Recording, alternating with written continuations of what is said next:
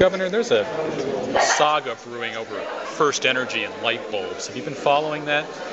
Well, I just read the article in the Plain Dealer. Do you think that that's, I mean, is that what you intended for utility companies to do as far as increasing energy efficiency?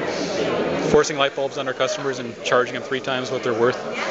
Yeah, it's something that I just looked at this morning. I told my staff I wanted to spend a little more time checking into it, so I'm really not prepared to make a statement of judgment at this point, because I just looked at the front page and skimmed it and said, this is interesting, we need to talk about this. Is what you saw concerning to you at all?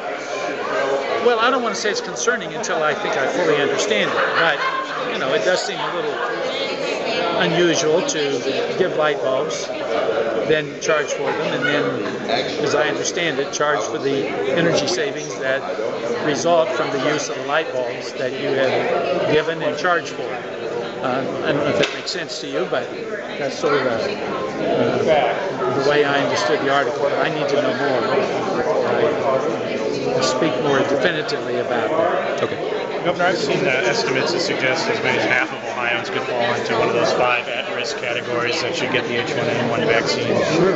Are you confident, or have you been given assurances that Ohio will get enough vaccines to meet the demand? Well, I can only go on what information that we're getting from the CDC, and they are telling us that they believe that there will be sufficient supply of the vaccine. And I'm sure they're telling other states the same thing, but they believe a sufficient supply will be available to us. You're not one of the priority members to get that shot now, but do you plan eventually to get the shot once the things die down a little bit? Only after all the other priority groups have had their needs met. And if there is sufficient supply beyond that, I certainly would consider doing it. But a couple of years ago, when there was concern that the regular flu vaccine may be in short supply, I chose not to get it then, because I did not consider myself a priority risk at that point, and I'm not for the H1N1. So I'll wait to see if there is sufficient supply after all the priority groups have been cared for. Can you talk about what kind of marching orders you've given Director Collins for this review of the execution procedures? Well, not really marching orders, but we have sat and talked, and he is reaching out to medical experts for advice, as is appropriate, I think. And so I've just asked him to explore all that he can find out from people who have the kind of deep knowledge for guidance as to how we might proceed. And so he's in the process of doing that. But I haven't been more specific in my charge to him than that. Are you confident that the department has the resources it needs, that this effort won't be adversely affected by budget cuts?